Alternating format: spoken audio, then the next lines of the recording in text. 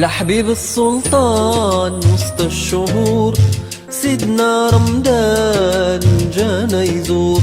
لحبيب السلطان وسط الشهور سيدنا رمضان.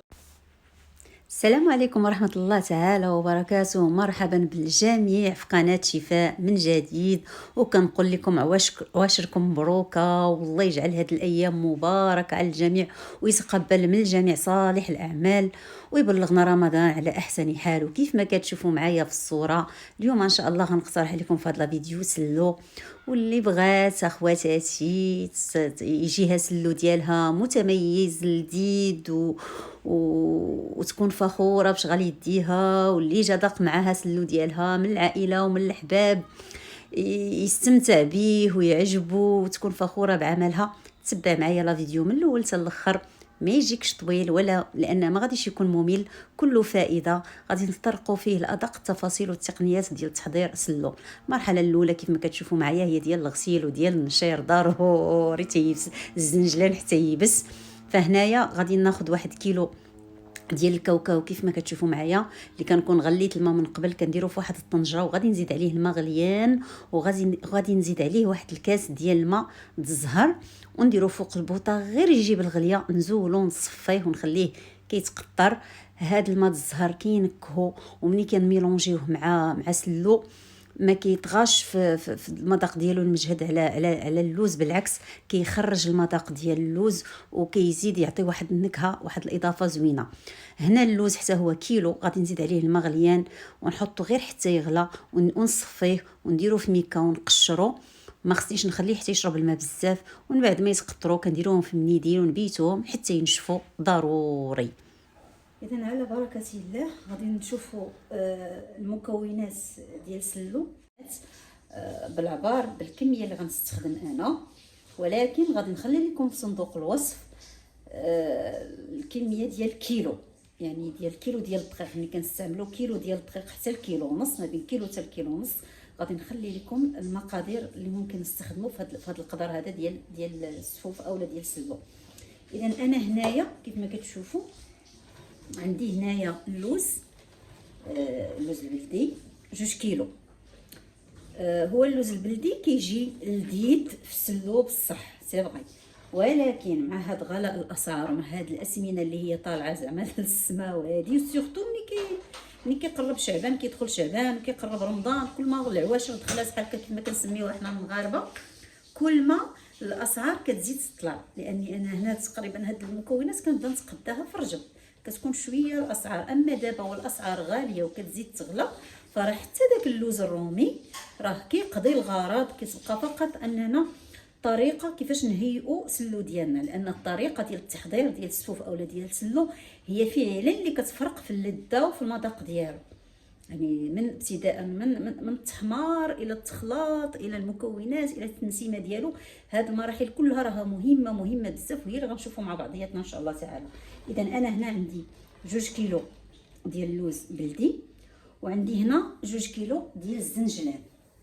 راه فت انا دابا المرحله هذه تقريبا المرحله الثانيه. المرحله الاولى ديال التنقيه والغسيل والتشماش وداكشي فتناها، وهنا هذه هي الطريقه اللي كندير انا في الصراحه. عندي هذا الزرع حبوب القمح الكامل، ما كنستخدمش الطحين، كنستخدمها هكا حبوب، كنحمرها. غادي تشوفوها معايا، غادي نحمروها وكنغربلها في الغربال الرقيق بزاف اللي كنسميوه حنا في الثقافه المغربيه شطاطو، داك اللي كيكون رقيق، كنغربلو تما وكنخلط به السلو ديالي. اذا هاد 3 ديال المكونات هما الاساسيين في التخلاط الاول.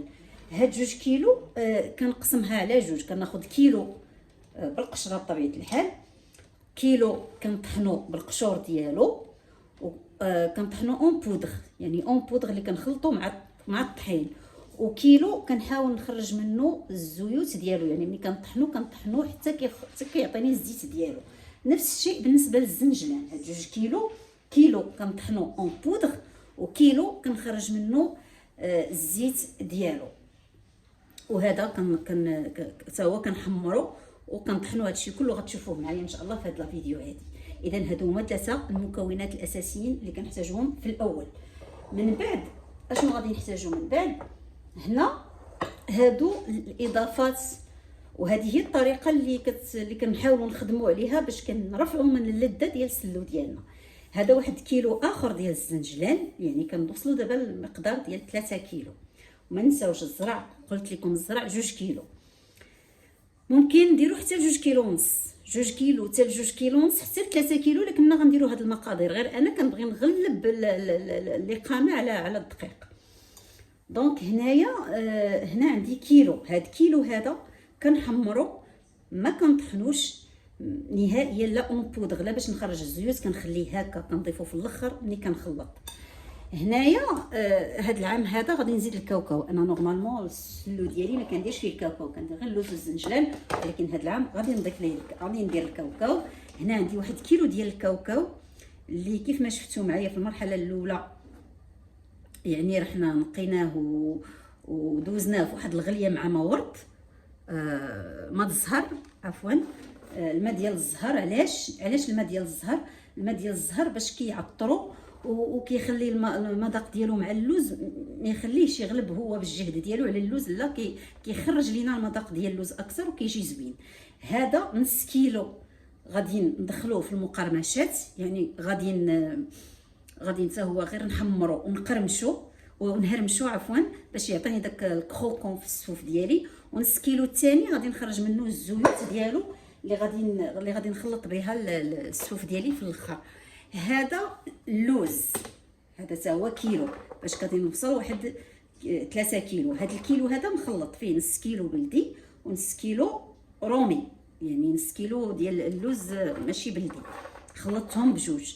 حتى هو غادي نحمروه وما كله، يعني كله غادي، هذا الكيلو كامل غادي يتحمر، وغادي غير نهرمشو وغادي نضيفو في الخليط باش يعطيني ديك لا ديمونسيون كروكونت ديال السلو اولا ديال السفوف ديالي. اذا هذه هي المكونات بشكل عام ديال السلو اولا ديال السفوف.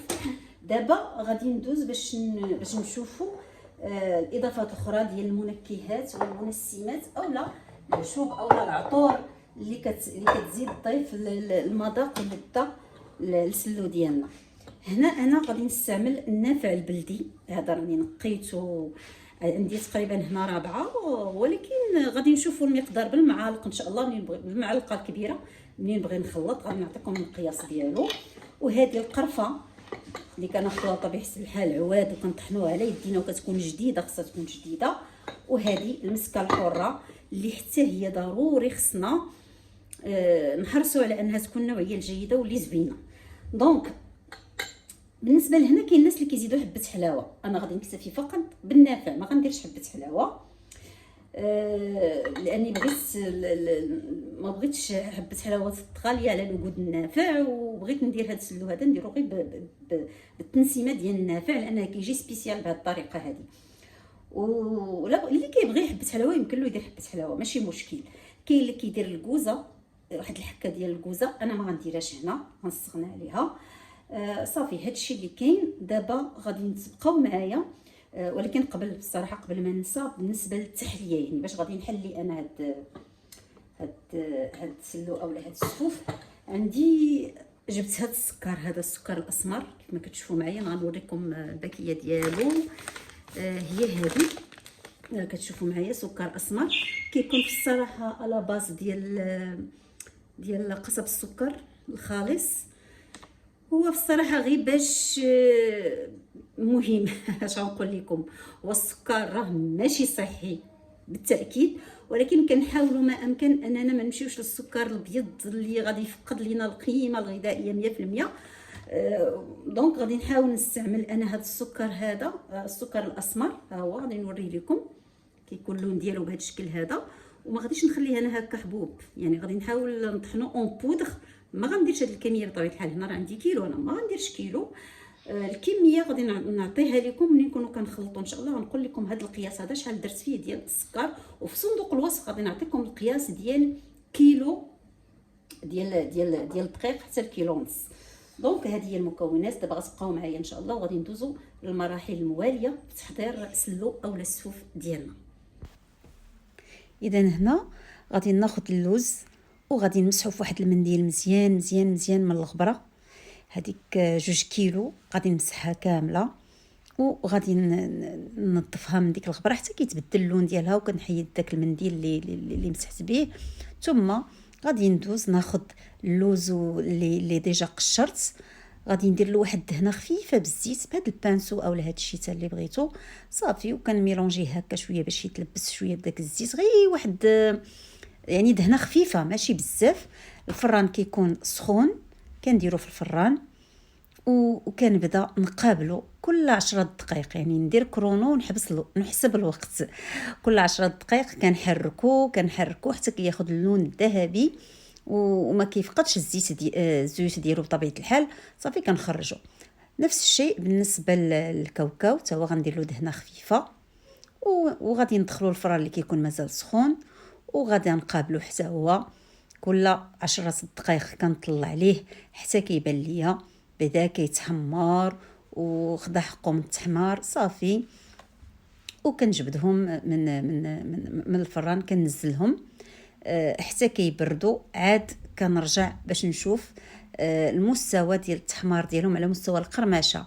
اما على مستوى اللون خص اللون يكون بطبيعه الحال ذهبي، ما يكونش مغلوق. اذا هنا هذا هو الشكل ديال اللوز من بعد ما دخلته للفران. كيف ما كتشوفوا كيجي اللون ديالو ذهبي، وهذه هي التحميره المزيانه اللي كتحافظ على اللذه وكتحافظ لينا على واحد الكميه ديال الزيوت فيه، بحيث كتبقى القيمه الغذائيه ديالو زوينه. باش كنعرفوه راه كروكون، كان خصني بعدا نحافظ على هذا اللون هذا. وكناخذ وحده وكنديرها فمي نشوف. كنظن كتسمعوا معايا دابا هاد القرمشه ديالو، يعني كنظن نفس الشيء بالنسبه للكاوكاو. يعني ها هو كتشوفوا معايا خدا لون ذهبي، نحافظ ليا على الزيوت ديالو وميمطون.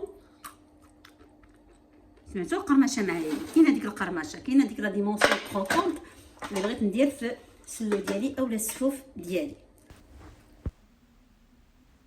هنا غادي ندير الزنجلان في كوكوط وغادي نحمروا فيها كوكوط حتى كتسخن، وكندير الزنجلان كنقابلو كنديه وكنجيبو مزيان حتى كيبان ليا اللون ديالو بدا كيتغير، كياخذ حقه من التحمار. ما نخليهش ينشف، غير يولي حتى هو كروكون. كنديرو في واحد الصينيه اولا طاوه واسعه، وكنديه وكنجيبو كنحاول نبردو. كندير الطاوه كبيره باش ما يعرقش ليا او يفزك على بعضياته. كندير معلقه صغيره في فمي، كتبان ليا كروكون صافي كنعرفو راه تحمر. نفس الشيء بالنسبه لحبوب الزرع، حتى هما غادي نحمرهم مزيان حتى ياخذوا حقهم من الطياب وياخذوا اللون الذهبي، وكيكون هذا هو الشكل ديالهم. كنفضل في الصراحه ندير الحبوب ونطحنهم من بعد باش ناخذ الدقيق، كيجي بهذه الطريقه الدقيق ألذ. اللوز نفس الشيء غادي نحمرو في الفران. هذاك اللوز اللي غادي نطحن اون بودر. هذا بالنسبه للوز اللي غادي نطحنو اون بودر، وغادي نخلي واحد الكميه باش نخرج منها الزيت ديالها. كيكون هذا هو الشكل ديال التحمار ديالو، كيبدا كيتشقق شويه كيف ما كتشوفوا. وملي كنهرسو هكا كنلقى بان اللون ديالو تغير شويه. ما عرفتش كيبان لكم ولا لا، اللون ديالو كيولي بحال الباج، بحال ما كيبقاش بيض، كيولي باج. ما خصوش يكون ماغون، ولا كان ماغون فوت راه كيكون بحال محروق، يعني كيكون ما غاديش نلقاو فيه الزيوت ديالو، ما غنلقاوش فيه القيمه ديالو اللي خصها تكون، وربما يبدا يعطينا حتى المروره، حيت عنده هاد القشره ما كتبينش لينا التحمار. ولكن حنا كنمشيو بنفس الطريقه، كان كل 10 دقائق كنطلعوا عليه في الفران وحنا كنحركوه ومره مره كنهرسوا شي وحده بحال هكا. ملي كيوصل لهذا اللون هذا اللي داير بحال الباج، كنعرفوه بانه راه وجد صافي. يعني هنا غادي ناخذ اللوز اللي حمرت، غادي نهرمشو. كيف ما قلت لكم بالنسبه للوز غادي ندير هذا الكيلو كامل، غادي نهرمشو باش نضيفو في الاخر في التخليطه الاخرى ديال السلو، باش يجيني لوغو ديالو شويه مقرمش. نفس الشيء غادي ندير بالنسبه للكاوكاو. غير الكاوكاو غادي ناخذ غير نصف الكميه، يعني عندي كيلو غادي ناخذ نص كيلو، يعني نهرمشو بهذه الطريقه هذه. ونص كيلو الثاني غادي نخليه جانبا حتى نوصل للمرحله اللي غادي نطحنو باش نخرج منه الزيوت ديالو، اللي غادي نخدم به التعليكه الاخرى ديال السلو، اللي غادي تساعدني على انني نعلق الصفوف ديالي في الاخير. صافي هنايا انا وجدت الكاوكاو واللوز المهرمشين اللي غادي نخدم بهم في اللي غنزيدهم كعناصر مقرمشه في الاخر للسلو. وهذا واحد الكيلو ديال الزنجان اللي حتى هو محمر، غادي نحط حتى هو غنديرو في الاخر في السفوف ديالي. هنا غادي ندوز باش نطحن المسكه الحره، غندير معها واحد المعلقه ديال السكر الاسمر وغادي نطحنها. ضروري هاد الامور كنوجدها، ضروري نوجدوها ونهيئوها باش منين نجيو نجمعوا السلو ديالنا في المرحله الاخيره يكون كلشي واجد عندنا. هنايا النافع البلدي غادي نطحنو وغادي نغربلو حتى هو ونحطو جانبا، وغادي ندوز باش نطحن اللوز والزنجلان. كيف ما قلت لكم الكميه غادي ندير كيلو ديال اللوز اون بودغ وكيلو ديال الزنجلان حتى هو اون بودغ. وغادي ناخذ غربال اللي يكون داك الغربال اللي كيكون الشبكه ديالو فيها عيون واسعين، كنستخدموه في ملي كنبغيو نديرو الكسكسو مفتول. هذاك هو اللي غادي نغربل به هاد الزنجلان واللوز. يعني ان فوا غادي كيف ما كنطحن كيف ما كندير في الغربال وكنغربل نيشان، كنغربلهم كندوزهم في هذاك الغربال ديال السلك اللي قلت لكم عيونه واسعه. غادي ندير نفس الشيء بالنسبه للزنجلان، وغادي تكون هذه هي الكميه ديال هذيك 2 كيلو لوز وكيلو زنجلان مغربلين. هنا غادي ناخذ حبوب القمح، غادي نطحنهم في هذه الماكينه هذه باش نخرج الدقيق ديالهم.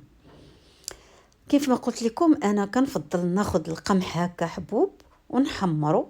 بطبيعه الحال كنغسلو كنشمشو كيف ما شفتوا معايا في البدايه ديال الفيديو، كنشرو في السطح حتى كيشمش وكنقيه صافي وكنحمرو حتى كيطيب وياخذ الجهد ديالو وكنطحنو كيخرج ليا دقيق كيجي لذيذ. في الصراحه انا جربت الدقيق هكا وجربت الحبوب هكا، هاد الطريقه كتعطي واحد اللذه خاصه للسلو الصراحه. اذا هنا راني طحنته كيف ما كتشوفوا، وهذه هي التحميره المثاليه ديال الدقيق. كيف ما شفتوا معايا كيجي اللون ديالو ذهبي، ماشي ماغو فونسي بحال محروق وماشي بيض. ومني غادي نخلطوا الصوف ديالنا في الاخر مع التعليكه غيبان لكم اللون اللي كيعطينا بان التحميره راها مثاليه ديال المكونات كاملين. هنا الغربال اللي غنغربل به الدقيق ماشي هو الغربال اللي غربلت به الزنجلان واللوز. هذا غربال رقيق، يعني العيون ديالو الشبكه ديالو رقيقه بزاف، لانني خصني نخرج البودر ديال الدقيق. وغادي ندوز باش نطحن دابا السكر الاسمر. خديت انا هنا 4، وهادو القشور ديال اللوز اللي كنا سلقنا وقشرناهم ما غيضيعوش، غادي نطحنهم مع هاد السكر الاسمر، لانني خصني نحصل على واحد البودغ اللي غادي يصلح ليا نميلونجي به نحلي به السلو ديالي. هنا راه غادي تبان لكم بان الاضاءه بدات كتبدل لانه وصل عليا المغرب. صافي دوزت النهار كامل انا مع سلو. صافي ها هو خرج ليا اون بودغ، هذا هو التكستور ديالو. وهنا غادي ندوز باش نبدا المرحله الاخيره اللي كنطحن فيها الحبوب ديالي باش نخرج منها الزيوت. غادي نعطيكم غير المثال ديال شكل واحد لان الفيديو راه غادي يجي طويل بزاف الصراحه، سمحوا لي انا ما بغيتش نطول، ولكن بغيت نعطيكم غير الديتاي. مثلا هذا الكيلو ديال الزنجان اللي غنخرج منه الزيت كندير نص كيلو ومع نص كاس ديال الزيت. المرحله الاولى كنطحنو حتى كيولي هكا، يعني كيبدا يخرج الزيت ديالو، كيبدا يتعجن ويخرج الزيت ديالو. هنا غادي نزيد عليه نصف كاس ديال الزيت البلديه، نصف كاس، وغادي نرجع نطحنو حتى كيولي ليا ليكيد سائل. عاد غادي نزولو. هنا غادي ندير غير نص كاس، النص الاخر غادي نخليه حتى نديرو مع نص كيلو الثاني، يعني كيلو كياخذ ليا كاس، باش كيخرج في الاخر عندي واحد السائل اللي غادي يجمع ليا السلو ديالي اولا السفوف ديالي. بالنسبه للناس اللي كيبغيوه يكون يعني مزيت ومعلك بزاف بزاف، يقدروا ديك المرحله اللي غربلت فيها انا الزنجلان مع الطحين مع اون بودغ مع هذا يعاودوا يطحنوهم مجموعين باش يجيهم معلك. انا ما كنبغيش يجي معلك مفوت، كنبغيه يجي في القياس، كيكون هذا هو لا تيكستور. هذه الطريقه هذه غندير بها نفس الشيء مع اللوز. غادي ناخذ كيلو ديال اللوز نقسموه على 2، وكل نص كيلو ندير معاه نصف كاس ديال الزيت، وغادي ياخذ ليا الكاس الثاني. هانتوما كتشوفوا معايا اللوز. وفي المرحله الاخيره غادي ناخذ الكاوكاو عندي غير نص كيلو، اللي غادي نخرجوا زيوت كيف ما قلت لكم في البدايه في التقديم ديال المقومات. فلذلك الكاوكاو غادي نحتاج ليا غير نصف كاس ديال الزيت. الكميه ديال الزيت اللي غادي نستعمل في هذه الكميه كامله ديال السلو هي 2 كيسان ونص. كل كيلو كندير فيه كاس، ونص كيلو كندير فيه نصف كاس.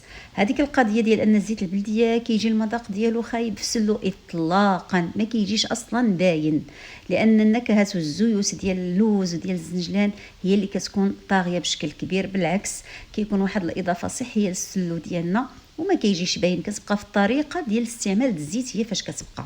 هنا كيف ما قلت لكم هذا راه الكاوكاو اللي حتى هو غادي نطحنو ونزيد عليه داك نص كاس حتى يتعجن، ونزيد عليه داك نص كاس ديال الزيت صافي، وغادي يكونوا الزيوت ديالي واجدين. هنا راني عييت غطيت المسائل وخليتها حتى لغد ليه. هنا لغد ليه عاد غادي نبدا نجمع الامور ديالي. هنا كيف ما شفتوا معايا تما راه عندي القصريه اللي فيها الزنجلان واللوز اون بودغ والدقيق، كنزيد عليهم الكاوكاو واللوز مهرمشين، وكنزيد عليهم 5 ديال المعالق ديال النافع و5 ديال المعالق ديال القرفه، وكنعاود نغربل ضروري من التغربيل، وكنزيد عليهم المسكه الحره صافي. وغادي نبدا نميلونجيهم مع بعضياتهم مزيان، ندخلهم مع بعضهم البعض. هنا راه غادي تكونوا كتسمعوا الكوكوط هنا المسكه الحره ضفتها وغادي نخلط الامور. دابا انا كنسجل لكم الصوت والكوكوط حدايا في الكوزينه خدامه. هنا كنبدا نخلط هكا، كنخلطهم كيف ما كتشوفوا معايا، كنحاول ميلونجي. وهنا غادي نضيف السكر اللي ديجا طحنته مع قشور اللوز وغادي نغربلو. هنا في المرحله الاولى راه كنضيف غير 250 غرام، يعني ربعه ديال السكر، حتى كنخلط وكنذوق، وكنبقى نضيف بشويه بشويه على حساب الدرجه ديال الحلاوه اللي بغيت والدوغري ديالها. بالنسبه لي انا السكر الاسمر هنا خدا ليا 500 غرام، هاد الكميه كامله. وفي الصراحه جات الحلاوه ديالو حدو فقدو، ما كنبغيش ان الحلاوه تكون طاغيه بزاف. وكيبقى الاضافه ديال السكر على حسب الذوق والجهد ديال كل واحد. كاينين الناس اللي كيبغيو الحلاوه بزاف، كاين اللي كيبغيو حدها فقدها، وكاين اللي كيبغيها ناقصه. فالسكر ديما نضيفوه بشويه بشويه. بالنسبه لي انا درت 500 غرام ديال السكر تقريبا في هذا القياس وفي هذا القدر هذا.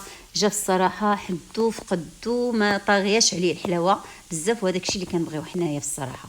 صافي هنا جاني كثير باش غادي نخلطو دفعه واحده، فانا نقسمو على 2 ديال القصعات. هما اللي هاد الجوج هما اللي عندي كبار في الدار، غادي نحاول نقسمهم على 2 باش ندوز نضيف ليه الزيوت اللي ديجا خرجت من اللوز ومن الزنجلان والكاوكاو، ونبدا نعجن ونخلط. بصراحه بالنسبه لي انا هنا راه واحد الكتف عافاكم الله عندي عيان شويه، فما غاديش نقدر ندلكهم كاملين. غادي ندير الدلكه الاولى اللي غادي نميلونجي فيها هاد الزيوت هادي مع سلو حتى نجمع كلشي ندلكو، وغادي نستعن في الاخير بالعجانه. يعني هنايا كنجمع في المرحله الاولى، ضروري غادي نخدم يديا ضروري. هنا في المرحله الاولى كما كتشوفوا اللون ديالو ها هو تبدل من بعد ما دخلت فيه هذيك الليكيد ديال الزيوت.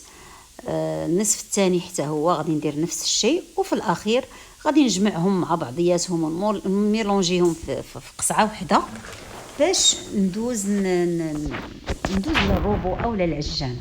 هنا راني جمعتهم في قصعه واحده. غادي نجيب هنايا العجانه ديالي وغادي نبدا نضيف كميه بشويه بشويه. بصراحه اللي عنده العجانه يمكن له يستعن بها، اللي ما عندوش غادي يخدم شويه الكتيفات وصافي. العجانه في الصراحه كتزيد تعلكو، كتزيد تخرج ليه الزيوت ديالو، كتزيد تميلونجيه مزيان مزيان مزيان، لاننا ممكن ندوزوه فيها المره الاولى والمره الثانيه، على حساب الدرجه ديال التعليكه اللي بغينا وهذه والزيوت اللي بغينا نخرجوا. كتعاوننا في الصراحه، كتعاون شويه، كتخفف علينا. ولكن الا ما كانتش ماشي مشكل، حتى انا راه كاين سلو اللي كنخدمو غير بيديا، سورتو الا كانت عندي الكميه قليله كنخدمو غير بيديا، ما كنحتاجش لهذا. غير كما قلت لكم دابا شويه عيانه، الكتف ديالي ما مساعدنيش، فغنستعن بها. هنايا يعني راني كنميلونجي بها او ميم طون كنستخدم هذاك السباتولا باش نجمع الجناب. هذه المرحله هذه غادي نجيب الزنجلان اللي قلت لكم، داك الكيلو ديال الزنجلان اللي كيكون عندنا محمر ما كنضيفوش من الاول. علاش؟ لانني الا ضفتو من الاول بحال كيطفص ليا اولا ما كيجيش باين، ولكن كنضيفوه في اخر مرحله اللي كنديرو ديال التعلاب. كيف ما كتشوفوا انا كنجمعها، كنوريكم راها تعلكات شويه. هذيك هي الدرجه ديال التعليكه اللي كنبغيو حنا. ما كنبغيوش يكون مزيت بزاف، لا انا ولا مالين الدار عندي كلشي هذيك هي الدرجه اللي كنبغيو. هنا غادي نبدا، كل ما هذا هو الزنجان اللي قلت لكم غنضيف في الاخر، كل ما ميلونجيت واحد الكميه في الروبو، كل ما كنزيد ديك الرشه ديال الجنجلان كنرشها وكنحل هذيك الكميه ديال السوف بين يديا. هاد الطريقه كتخلي الزنجلان الاخير كيجي باين بواحد الشكل زوين، كيعطي واحد النظره زوينه واللذه ما نقولش لكم، يعني كل شيء عجباتو في الدار. ما بقى ليا في الصراحه ما بقى ليا الا نقدمه دابا، يعني هذا الشيء اللي بقى. هذا التقديم كيبقى التزيين ديال النساء، كل وحده كتزين على حساب ليمون اللي عندها والشكل اللي بغات. هذا الا بغينا نقدموه بشكل جماعي وعاد نقطعوه في الطبيصلات، كيف ما يمكن لينا نقدموه بشكل فردي الا كانوا عندنا دي بتي مول، سواء اون سيليكون سواء في معدن ديال لينوكس او لا، هذا نقدموه بهذا الشكل هذا. كنتمنى فعلا ان الفيديو يكون فيه فائده وافاده للجميع. الا كنتي اول مره كتشوفي اختي القناه، ما تردديش في الاشتراك وتفعيل الجرس. والناس اللي معايا دائما كنطلب منكم مزيد من التفاعل، جيم باش الفيديو يوصل لاكبر قدر من الناس. ما بقى لي الا نقول لكم الى اللقاء، فيديو جديد، وصفه جديده، وعواشركم مبروك.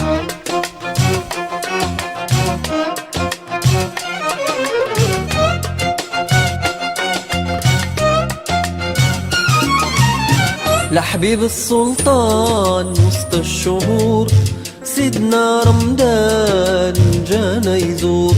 لحبيب السلطان وسط الشهور، سيدنا رمضان جانا يزور. رشوا العطور زيدوا البخور أهلا شهور، صفى للشيطان بحجاب النور. رشوا العطور زيدوا البخور أهلا شهور، صفى للشيطان بحجاب النور.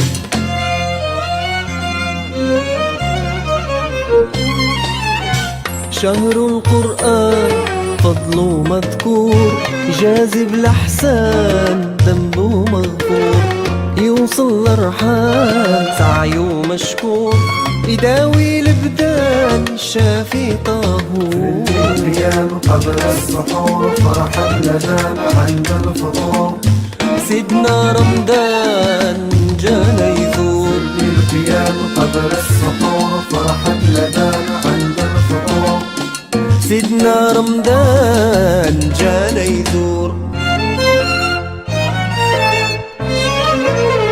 رمضان كريم.